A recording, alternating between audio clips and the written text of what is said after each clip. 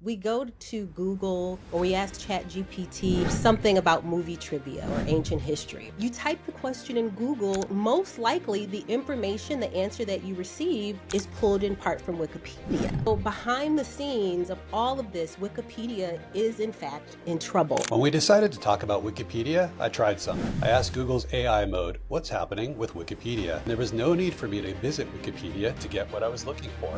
Anytime I ask a question to ChatGPT, the answer I get might be pulling from Wikipedia. Times that by millions of people, and Wikipedia is suddenly overwhelmed by non-human traffic. How do you stay relevant in today's world? I think that embracing this Gen Z culture and format mismatch with Wikipedia, instead of the wall of text that Wikipedia gives us, it's giving us TLDR summary at the top. And so what about doing something like that is clearly marked, it's community verified, integrating maybe short videos, helping, to gain users who might not look at Wikipedia as that first stop. Welcome to We Fixed It. You're welcome. The show where we take over companies, you come along for the ride, and we try to put them back better than we found them. Hey Qadira. Hey Melissa. When we decided to talk about Wikipedia, I tried something. I asked Google's AI mode, what's happening with Wikipedia? Boom! I got an instant response detailing the exact situation. One of the top sources quoted, Wikipedia. And there was no need for me to visit Wikipedia to get what I was looking for. And that's exactly the problem. Anytime I ask a question to ChatGPT or wonder something and say, hey, to my favorite voice assistant, the answer I get might be pulling from Wikipedia, over and over and over. Times that by millions of people, and Wikipedia is suddenly overwhelmed by non-human traffic, which they never signed up for. Throw some politics into the mix, and Wikipedia may be about to fight for its very survival. So what's going on here? Is Wikipedia.org still relevant? And if it needs to adapt to stay alive, can it happen in time before the whole thing implodes? That's what we're here to fix. It's a big one, but I believe in us. Tell us more, Qadira. So spot on, Aaron. I was thinking about this myself, right? Is it just me, or we go to Google or we ask ChatGPT, something about movie trivia or ancient history or a medical condition or sports stats, or you're trying to settle a debate or you're trying to fill in a knowledge gap, or maybe like me, when you're watching a movie and you wonder who's that actor married to in real life, or you're listening to a song and you wonder what year did that singer die, right? And Aaron, exactly to your point, you type the question in Google or another search engine or chat, and most likely the information, the answer that you receive is pulled in part from Wikipedia. But the problem is, we have to acknowledge Wikipedia has become a very trusted part of the internet, but a very quiet part of the internet, almost to the point where we forget it's there, right? We're not going directly to Wikipedia, a lot of us, to get our questions answered. And so behind the scenes of all of this, Wikipedia is in fact in trouble. And the stakes are bigger than what a lot of us might think. Now, I'm not talking about, dramatic headline grabbing trouble at this point, but this is more of a slow structural unraveling that's raising some big uncomfortable questions, right? And Aaron, you posed a few of them, but just to kind of revisit it, it's questions like, can Wikipedia really survive in this AI area where again, other search engines, other platforms are pulling but not giving credit? Should it change? And if so, how much before it stops being Wikipedia? So if we rewind a little bit, right? Wikipedia launched back in 2001, long time ago. And it was kind of a radical idea. Anywhere could contribute to this global encyclopedia. There was no paywall, there was no ads, just open knowledge curated by volunteers. And it worked. It scaled fast. It became one of the most visited websites in the world and set a new standard for collaborative information on the internet. But now it's facing these waves of challenges that might fundamentally shape what it is or whether it even lasts. Traffic is down, way down. AI, like I said, AI tools like ChatGPT, Google search summaries, like I said, they're pulling answers straight from Wikipedia without credit, but also without sending users back to the site. That's huge, right? Because fewer clicks means fewer donations, fewer donations, fewer contributors, less visibility. And at the same time, you've got regulators, for example, in other countries like the UK and India, they're hitting Wikipedia with legal demands, some that could force anonymous volunteers to reveal their identities or limit what kind of information can be published. That's a huge shift for a platform that was built on openness and global reach, right? And to that, many of the people who built Wikipedia's success, so you think about the editors, the translators, the fact checkers, they're burning out. Younger generations aren't joining in the same way. The mobile experience still feels stuck in 2010. And then Wikipedia has also long struggled with a diversity issue. So most editors are still male, they're still based in the West, and they represent a narrow slice of perspectives. Then you've got misinformation and AI generated content that are starting to creep in. So that's making it harder to trust what are we reading or to even know who wrote it, where did it come from? All of this puts the Wikipedia Foundation, which is the nonprofit that runs Wikipedia, in a really, really tough spot, right? So questions like, do they double down on openness and neutrality even as the world becomes more litigious and polarized? Do they start licensing content to AI companies to protect their own sustainability? Should they invest in redesigns and rebranding and mobile first formats, or is that selling out, right? The old school internet ethos. I don't know. So that's what we want to unpack in today's episode. It's a lot, but I think we're up for the challenge, right? We have to ask ourselves a couple questions. Strategically, what moves could or should Wikipedia make to stay relevant without compromising its mission? From a brand and audience lens, how do you keep Gen Z and beyond engaged in a platform that was built for a desktop world? And then operationally, is this volunteer based model still sustainable in the age of automation and misinformation and global legal pressure? So, Aaron, Melissa, there's a lot there, but we're fearless fixers. We can do this. Let's talk about it. Where do we start? Melissa, should we talk about, let's start with the operations part.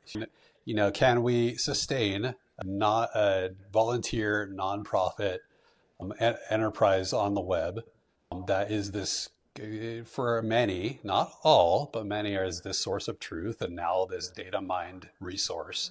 But can we keep it going with just a volunteer mentality? Is that viable right now?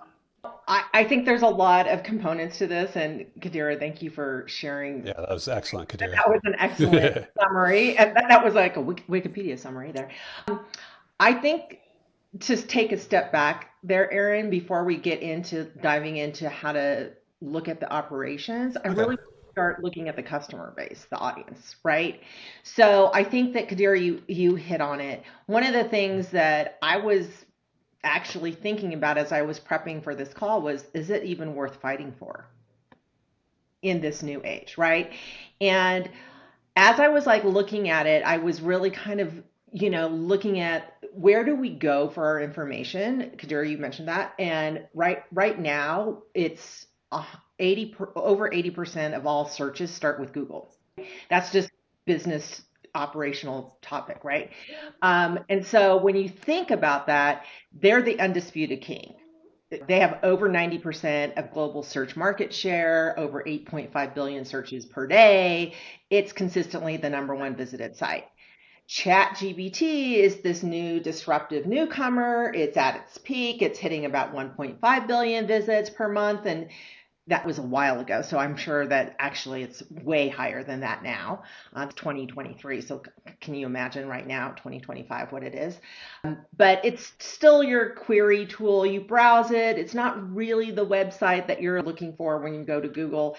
And then Wikipedia is this established institution. It consistently ranks in the top 10 most visited websites globally. So that's really great, 4 to 5 billion total monthly visits. But it's been declining. And so that kind of led me to that idea of like, is it really worth fighting for? But I think that even though Wikipedia's audience is declining and shrinking, it's still enormous, right? So it is worth fighting for. And I think it's because of the type of customers, Aaron, the type of people that actually go to Wikipedia. So you have what you would call with Wikipedia more of it's a knowledge seeking mission. Like I go there when I'm like, it's actually kind of funny when I Google something first. And if I don't necessarily believe it or trust it, I go to Wikipedia. Interesting. Now, it's weird to me because when I kind of was doing this prep, one of the things they said is that typically people going to Wikipedia are on a knowledge seeking mission. You're not looking for the quick fact. You know that Wikipedia is going to be like forever, right? And so you are there to read it, really kind of figure out who, look at the footnotes, who actually, inspired this comment or this paragraph, right? That they have all of it footnoted. And so it's a lot different than just putting in to ChatGPT a question or even into Google. So that to me is why it's worth fighting for. It's an audience that's built a foundational understanding of what it is and what it's about. These are for students, researchers, curious minds, professionals doing the deep work, right? So losing them isn't just about a traffic loss, about the amount of traffic going into their website, but it's a loss of informed public. Now, operationally, though, how do you stay relevant in today's world? I think that we do have to think again about the customers. And so, embracing maybe this Gen Z culture and format mismatch with Wikipedia, right? Because they consume things like I talk about my children, they don't like this a lot on this podcast. And they're in that generation where texting is everything. X is everything. So I always tease them. I'm like, if it's not in 30 characters, then they're not going to answer me, right? They're not that. And so really that's the kind of, TikTokification of knowledge. Yeah. We have to understand, we have to be careful of that. But maybe instead of the wall of text that Wikipedia gives us, it's giving us the thing that I used to love at work, getting a TLDR summary at the top, right? I was one of those people that I did certain leaders that reported to me, sorry about this, Benjamin, that would write me 3 pages in an email, right? A summary. And so I told him, I said, look, I am the preview pane queen of Outlook. So if it doesn't in the preview pane, I'm not reading it. And he started to understand I wasn't serious about this, and he would put all the call to actions either in the summary or you need to read paragraph 6 because this is important to your decision, right? Great, thank you. And so what about doing something like that is marked, it's community verified, integrating maybe short videos explaining from trusted educational creators, linking to an article, right?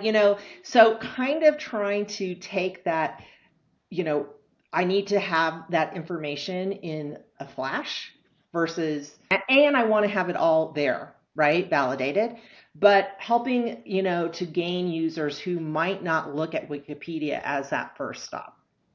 But Melissa, you're saying I agree with it, and I would argue we have that. We have that. Give me the snapshot summary. It's called ChatGPT, right? So tell me what I need to know. Pull from Wikipedia. If it's not in Wikipedia, give me other sources. Give me videos and rich media content, and give me the version. Well, that's too long. Give me the 1 sentence version. That's too long. Give me the 1 word. You know what I mean? Like we can tailor the knowledge to our need. We don't necessarily need to read a long, AP formatted, curated page from top to bottom to digest information. So I just wonder, like you're talking about the viability, it should still be around.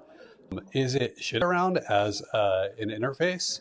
Or is this one of those things that it's like, if it went away and became a behind the scenes resource and they could figure out the keep it, we'll call it monetized, even though it's a nonprofit, but keep it afloat. Is it one of those things that we're just kind of nostalgic for because it's from the early days of the web? Just like Craigslist has been around since 1995, and now we have OfferUp, and that hit with Gen Z and millennials, and Craigslist still there, still old school text interface type of thing. So, would we cry if Wikipedia.org was no longer a go-to resource and it just powered the tools that we use now?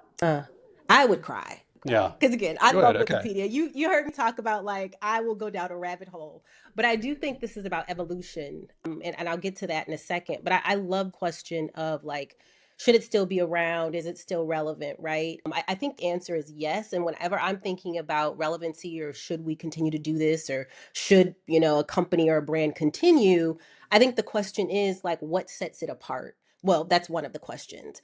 And so, yeah, I do think, with Wikipedia, again, that their sweet spot was all about like open knowledge and open information in this collaboration. And that's not necessarily the case with shorten chat GPT, like it's my friend, chat or, Google, right? And so I think, yes, again, it's run by this nonprofit and it was really about people being able to build something together. And we've talked about this on other episodes with other different topics, but I think especially now, people are hungry for this sense of togetherness and community, even spanning across the globe. But again, it's about how can that brand, that company, that platform, that business, whatever it may be, evolve so that the culture actually resonates today. So I would advocate and I would definitely say that it is still relevant. It still makes sense. There is still a need because it's a very unique platform. This again, this encyclopedia, and there are other platforms out there that we might be searching information for, but it is not Wikipedia in the sense of this community and collaboration. Yeah, I think you bring up a really good point too. I love what you said about partnership and collaboration and things like that. And maybe it's time for Wikipedia to take a different strategy in terms of AI and ChatGPT and Google and their what you would maybe call their competitors of information is maybe they need to stop thinking of themselves as like a destination and start embracing its role as kind of that infrastructure for trusted knowledge, because that's what we're talking about, right? Because of the validation component of it. We've always liked that they've had these editors in the background making ensuring that things were as correct as possible, and also like footnoting to their sources, right? Like that's a problem I have with a lot of these other things, is that you're not sure like who they're talking about, and then you can them and they can give you a slew of ideas, but it's like kind of not really connected to maybe the question that you really wanted answered. So maybe they need to reposition themselves as kind of the trust layer of the internet, or some, market themselves as something like that.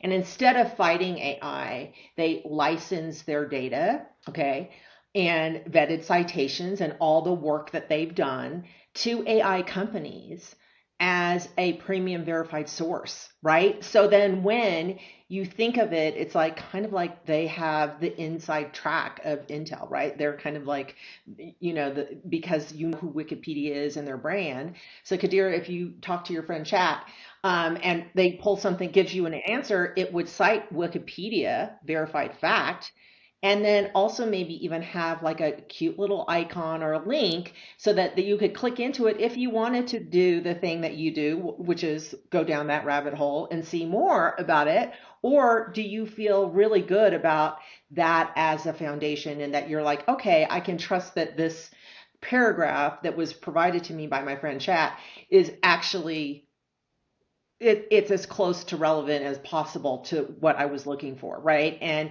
this would also maybe create a new revenue stream. I don't know, Aaron. It really, if that was something that but I think it's about looking about how do you collaborate with the future versus be left behind. And maybe that's what I more about, like whether we should have Wikipedia. Of course, we should have Wikipedia, but my fear is that no one's going to be using it because it's too or anything like that.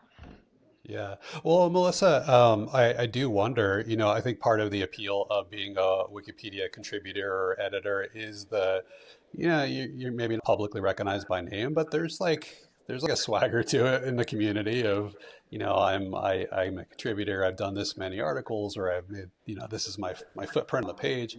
If Wikipedia became more of that behind the scenes, extracting, data extraction, so would there still be, I went back to my original question, can you run a volunteer-based initiative on a behind-the-scenes resource where you lose the public visibility and you don't have any type of claim or platform to that has behind it external recognition for what you're doing to support the cause, does away the pull to bring in a volunteer-led workforce? Well, this might be something for Qadira to talk, Yeah, Kadir, comment if you on. Is got I do think that it is important to understand the depth of motivation for being a participant and being an editor. That is definitely something there. And don't get me wrong, I think all of us want to be appreciated. We all want, our flowers at some point. But maybe there's a different way that they can do that. yeah, They can publish, you know, our featured editors in each, right? And with a little bio and maybe a link and maybe a link to a personal article or to a podcast or to whatever you want, right? But is there a way to recognize them without like changing that aspect of it while also partnering and kind of transforming and evolving towards the future? I do see what your point is, because yes, of course, I think it's kind of a shticky and very cool thing to say a Wikipedia. I mean, that makes you sound extremely smart because you must be, right? To say you're a Wikipedia contributor, but at the same time, I would for that to be one of the things that's holding them back from potentially really transforming what kind of platform they can be for the greater good of general public information that is out there, because there's so much information that is out there.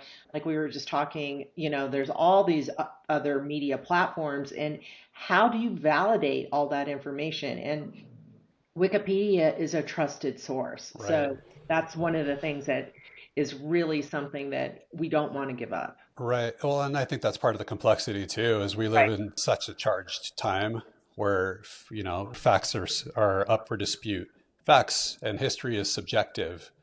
Can we have a single source of truth with verified sources wherever they come from and have it universally accepted?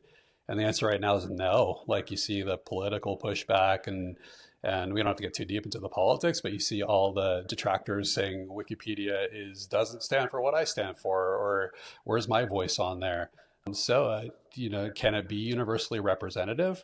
Right now, it's not, for whatever reason.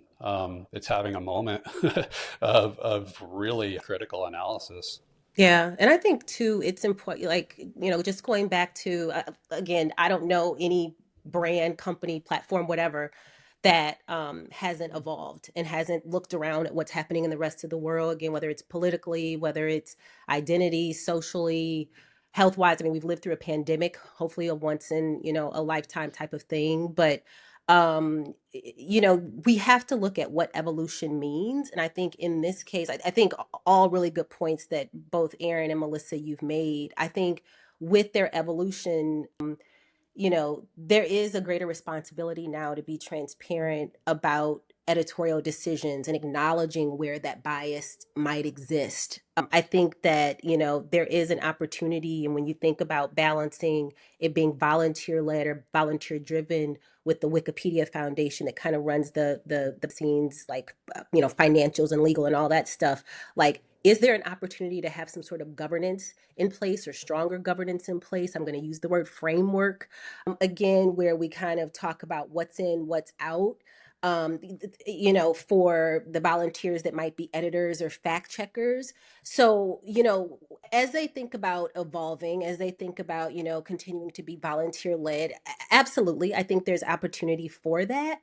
But I think that, when they look at, again, what is happening in the rest of the world and what's happening in each of the countries where, Wikipedia is translated and has a present, they have to think about how are they designing it so that the culture of Wikipedia, that original culture and brand of Wikipedia, can still exist, but how does it resonate, one, with what is happening today, but then also what does that look like within the countries that it's serving? And that also means then touching the volunteers, the editors, the fact checkers who are also within those regions, because that's going to look different, right? What makes sense, what recognition, what leadership, all those things looks like in the US is going to look different in India. It's going to look different in the UK. It's going to look different in, Ghana. And so I think that, they're not the first company, obviously, to have but it's something they have to be really, really, really, and customize, be really focused on how they're going to do that in each place that. I totally agree. And Qadira, I think part of what's key to Wikipedia's survival is the buy-in and the participation and the community involvement. Because if it becomes a wasteland where things just age out and updated, like we need dissenting opinions on there. They did a study. There was a interview with the co-founder Jimmy Wales, a video interview that recently, and they touched on a study that came out. It was in 2019, but it was published in the journal Nature, and it was called The Wisdom of Polarized Crowds. And it said that it might be counterintuitive, but it said that politically contentious Wikipedia pages end up being of higher quality. So they're more evidence-based, and they have and wind up having more consensus around them. So by localizing, bringing it to the other countries it's involved with, and having I guess the boots on the ground perspective, even if it's really far apart, the sides that contribute are far apart. When you have enough participation, it winds up being a highly source, and you reach some, I guess, consensus or some factual understanding. But if it goes away, stateside or otherwise, it just the pieces start to fall apart, and we're at the precipice of that. I don't think we're seeing it yet, but it could happen. Like we could see a headline by this comes out or shortly after saying, Wikipedia is in trouble, or the donation at the top of the page starts to become 3/4 of the page. The plea. So I don't know. It's right now. And I think, Yeah, the decentralized model too is Wikipedia's superpower. So we're talking about that, right? And all of the editors, all of the countries, all of the inputs that are coming in, but it's also its biggest vulnerability in the age of AI and content. And it's just getting flooded with, moderate AI information. It really needs to go through kind of an operational evolution, not a revolution, but a evolution, right? And if they don't partner with these AI tools and understand that, they're going to have burnout of their editors, right? Because think about what the learning curve must be for a new editor. It must be pretty steep, right? You trying to edit a page with all this complex stuff in there, navigating what the norms are, the framework, if they even have a framework, must be very daunting. Then when combined with just the amount of low quality AI generated submissions that are probably coming in all the time, they have to sift through this as a volunteer. That is really doesn't feel like they're being used as a valuable asset that they were when they first started, right? Aaron, when you're talking about how do we make our editors feel important, Mm-hmm. it's dedicating that humanness that they add to it, and also to the pride they're bringing into the information that is getting posted.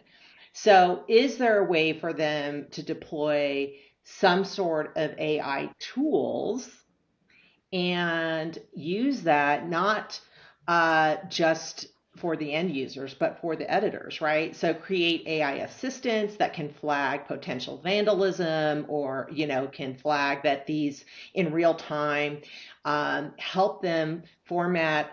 The great thing about AI is you give them the framework and you give them the playbook say all footnotes need to have this and they have to be validated in this way. Like let do that for them.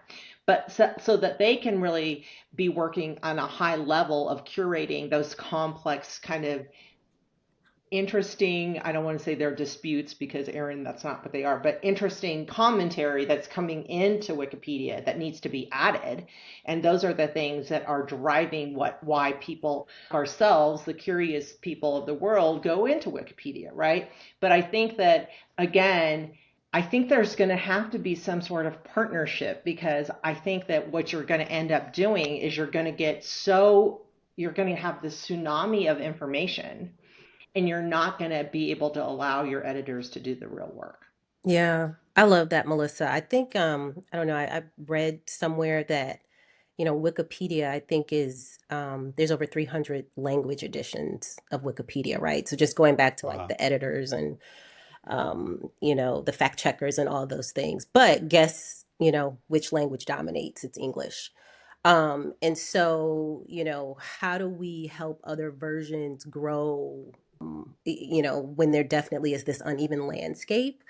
Where some of these communities have this rich access to knowledge, and then others may have like a fraction of that. So I love, what you just pointed out, because I think there is absolutely this knowledge gap that we have to close. And I think, that's something that I probably would charge the Wikipedia with, especially, is investing in that local capacity. Exactly to your point, is it AI tools? Is it, how do you support those editors in their own language with training, with funding? I love you mentioned partnerships, because I think it is so critical to develop your programming, your path forward, whatever, with the people in that particular community. And that is not going to happen coming from the outside. You're going to have to do that with groups, organizations, communities, residents in that particular region or country. So, and I think the other thing is, it means that, the Wikipedia can't always assume that, English Wikipedia or Wikipedia in, the US or stateside is the blueprint. And that sometimes can be tough, right? When, for a lot of people, right? But like, I think we also have to think about, like, knowledge is not this one size fits all. And I always go back to, like, what is notable in one place is not going to be notable in the other. What's essential in one place isn't going to be essential in the other. And so I think the way that I would think about this, if I were on that Wikipedia, foundation team, is like, this is an opportunity. This is an opportunity to think about, where does global equity and digital access really intersect? And again, I think, between some of the suggestions that I just made, but Melissa, what you pointed out, like, we're starting to chip away at, again, looking at this as an opportunity versus a roadblock. Right. And I do think that, like, I'm actually talking about this little bit later on a different panel, but agentic AI is really a thing. And I think that the important component for Wikipedia is to partner with the current human editors, right? Ensuring that you understand what they actually need and where they might need help, versus like just saying, okay, we're going to add an AI partner. Because I think that there's so many things that all of us in the workforce do that I would consider somewhat busy work, tedious kind of things like that. And that's the thing that you could have an AI agent help you with, right? Or a virtual editor, or a virtual, you wouldn't call him an editor, call him an assistant, right?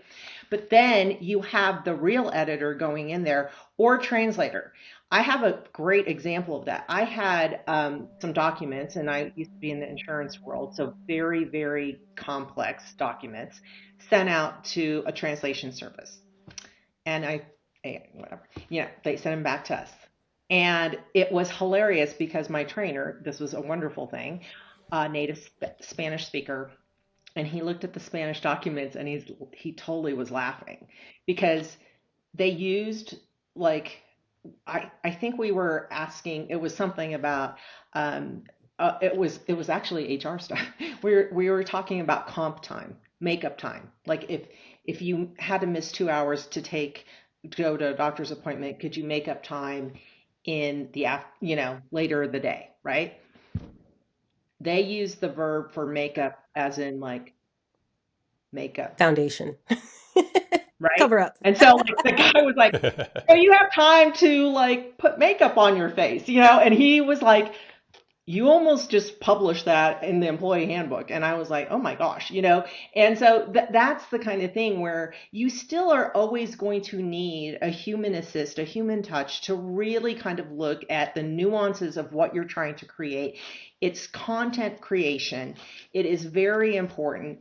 But do we need editors? And maybe you want human editors. I don't know. And there are people but this is a volunteer job. I don't know who has that time, but, like, who are scoping through all to figure out what's fraud and what's not fraud, right? And if there are some signals of fraud, based on where the information is coming from, based on the amount of submissions, maybe it's like they're getting flooded hundreds of submissions every 5 minutes on this particular topic, you might be like, okay, we need to block that and we need to investigate, right?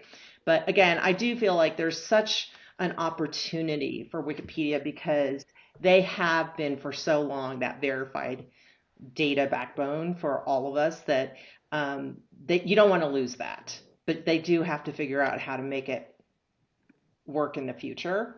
Because I feel like it's against it for them if they don't do it. All these AI companies are going to kill them with information. They just flood them so that they can't update quick enough, right? You know what I mean? Absolutely. I agree. Yeah. Yeah, and do you keep going? If that's the case, like we're not slowing down on our consumption of AI.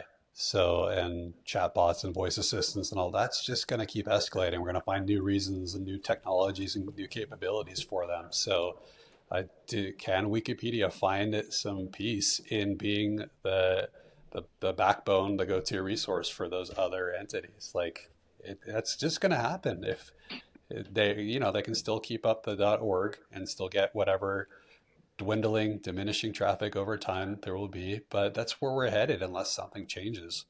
And from a brand standpoint, you can say, okay, well, be more visible as a brand. And I started putting together some thoughts on that. And then I looked and they've done it. Like they sell merch, and they did a collaboration with Lil Wayne, and they did like a fashion thing, and it's cool stuff. So you can, if you want to step up your brand footprint and make sure people take it as an extent, build it into their identity, and I'm a Wikipedia person. You can do that. Like maybe they could do a better job of it and put it into stores or something. But I don't know. Like you have to be a certain type of mentality to wear Wikipedia, a shirt out and around, especially in this climate when some people don't believe in Wikipedia. So is it a brand play? I don't think so. It's just really, are they comfortable being a utility? Or is that .org? I just have to keep coming back to, is that .org still viable as a standalone resource? I don't know. Yeah, I would again, I think when we think about what the platform or this global encyclopedia needs to look like, a year or 5 years from now, and hopefully they're working on their 5-year roadmap and have some good strategies in place. But I think I'll go back to Melissa's point when you were talking about with the other AI platforms, or if they look at them as competitors, figure out a way to start partnering with them. I would just double down on what you said, right? And there's been other brands that have been like, wait a minute, if we don't start figuring out how to partner with what potentially could be our competition, they're gonna start eating our lunch. And so I think that's similar. I would completely echo that. I think they don't have to completely go away, and I hope that they don't. But I do think, partnering with chat, for example, or I had mentioned kind of in the intro, figuring out how to license some of the content if that's an opportunity. Like they're going to need to look at opportunities like that versus just saying we're in the next 5 years we're going to still be the standalone, because I don't think that will be the case. You So know, yeah, go I ahead. just before we talk about what the fixes might be, I saw this analogy about Wikipedia. I thought this was very interesting because I think it kind of tells the story more creatively. Um, so the analogy is Google is the coffee shop. Everyone goes there to start their day. We meet there, get a quick coffee, chai, latte, whatever you get, right? It's loud, it's busy, it's full of ads. Google. ChatGPT is your super hyper efficient, all knowing personal assistant. You give it a task and it gives you the answer you want, right? Because depending on your prompt, right? It's fast, it's convenient. You don't always know where it gets its information, but you feel confident because it's your friend, right? Qadira, Chad. And so you go with it. Wikipedia, and I thought this was very interesting because it may not reach to some of our audience, is the public library. It's not flashy. Fewer people spend their time there than they used to, but it's a civic good, right? It's information. It's meticulously curated. It's free from commercial pressure, and you can trace every fact back to its source. And I love those kind of comparisons because, like, that is in everybody's life, kind of that kind of thing.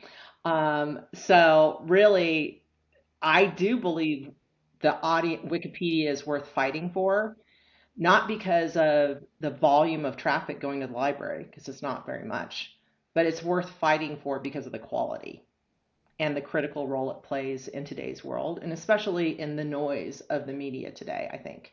And not just media, but like all information sources. Um, so it's just a question of whether or not we know how to fix that. Yeah. Mm, I think that's yeah. great. That was a great analogy, the way you think about it. And look, they all have a place. They all have a role, Right, right? right. Yeah. So, yeah. Okay. Yeah, and if the New York City Public Library, the big stately building, if you put on art exhibitions there and you have author signings and you come up with reasons to come back and visit our building, it's an analogy for Wikipedia, but you give reasons to make it a destination, Right, people might do that. If right. you decentralize it and scatter the resources everywhere and you pick up a book and say, where did you get that book? This is exactly what I'm looking for. It doesn't matter where I got it. Then that's another application where the facts or the articles or the content's still getting out there. It's just what do you need the building for? So I don't know. Let's go. Let's fix it. We say that Wikipedia should exist. We were saying take care of the people that are volunteering their time and propping it up.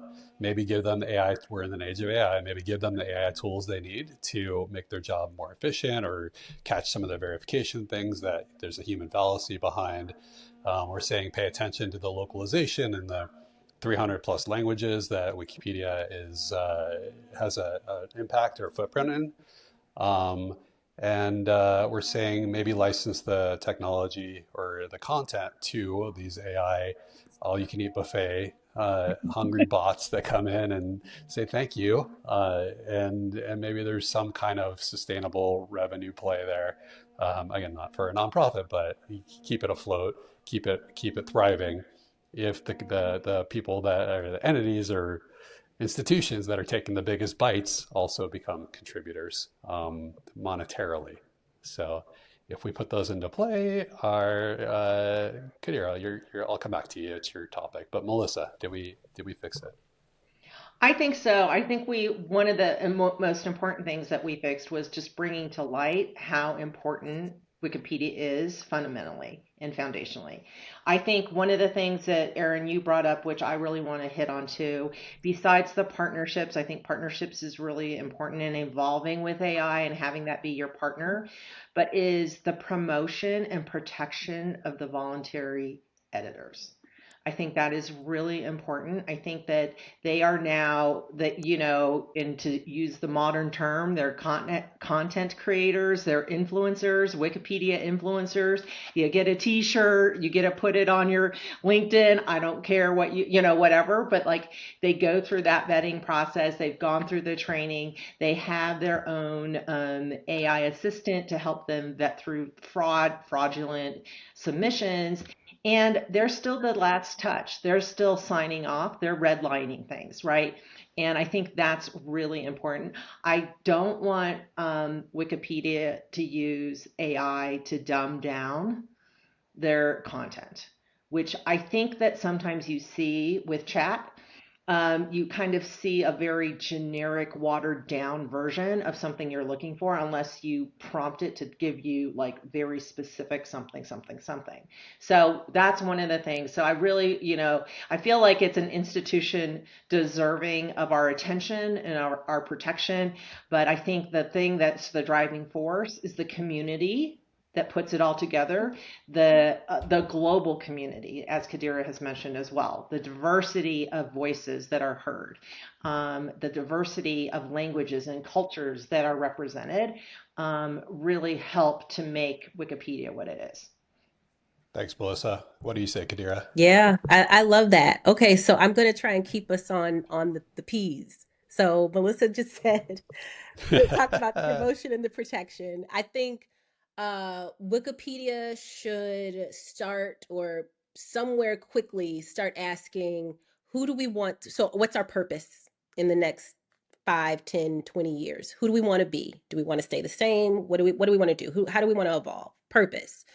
Um Absolutely, I would double down on partnerships, whether it is with, as we've talked about, the AI platforms, but definitely local communities. They should not be building, designing anything, whether it is editor tools, going into any community, thinking about content, governance, etc., without that local community. So partnerships on both sides.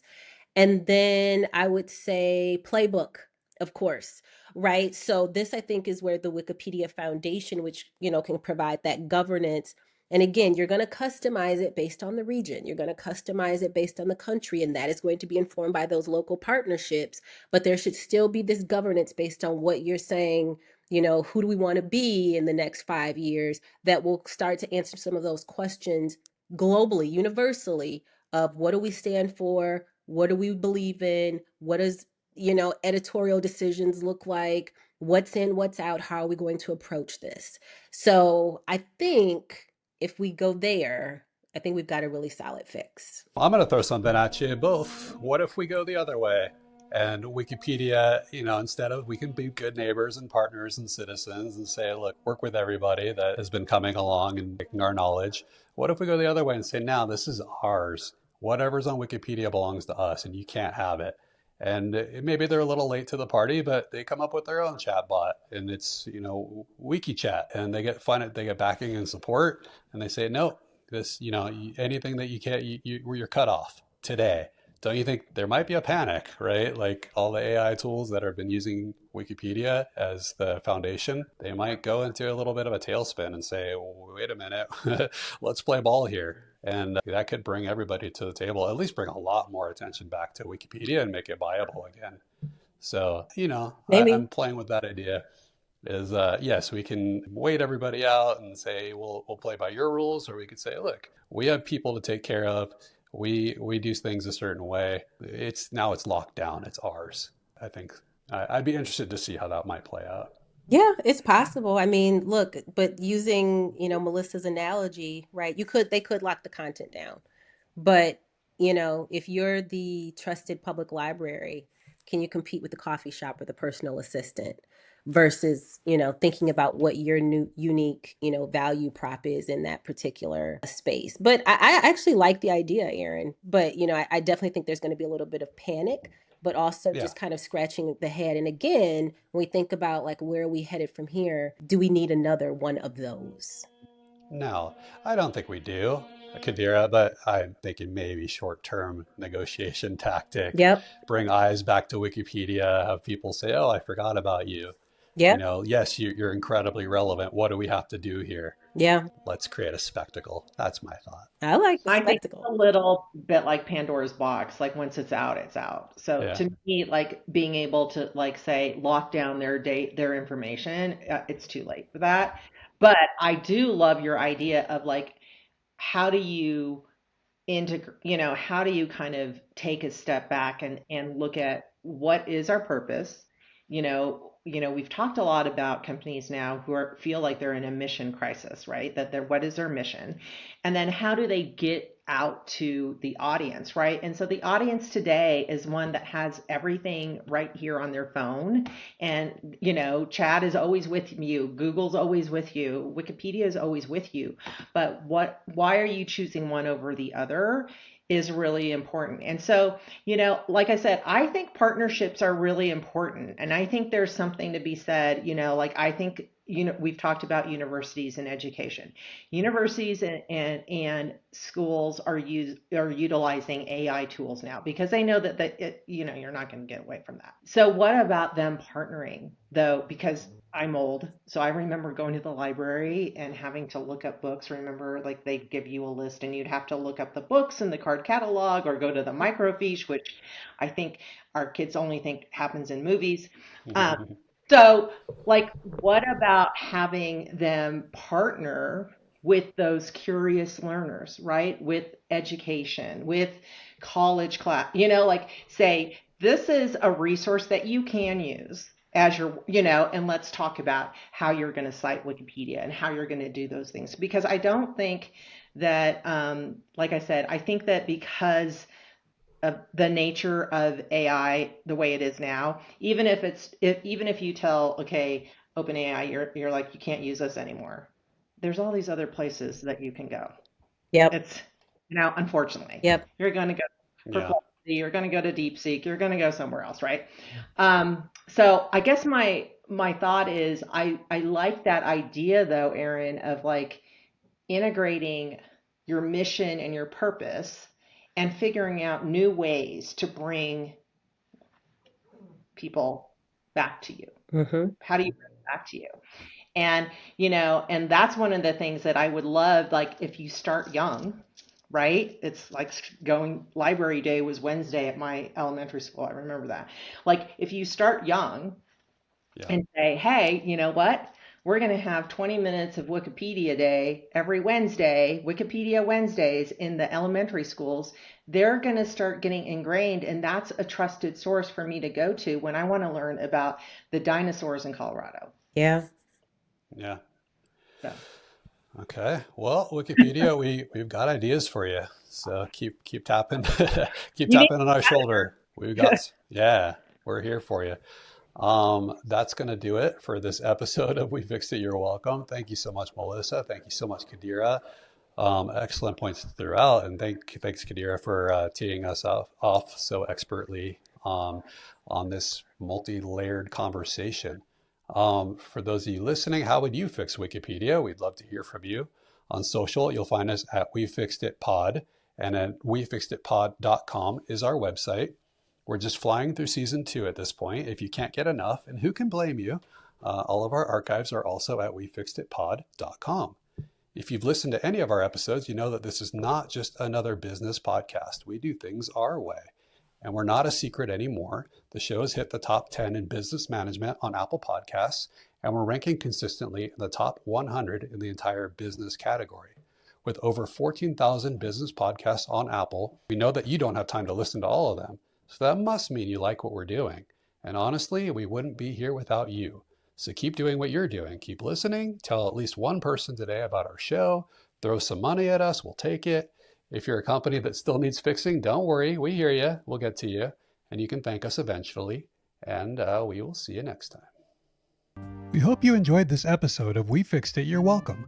We go into every episode somewhat cold, and nothing we say should be construed as legal advice, financial advice, or anything that would get us in trouble. All trademarks, IP, and brand elements remain property of their respective owners.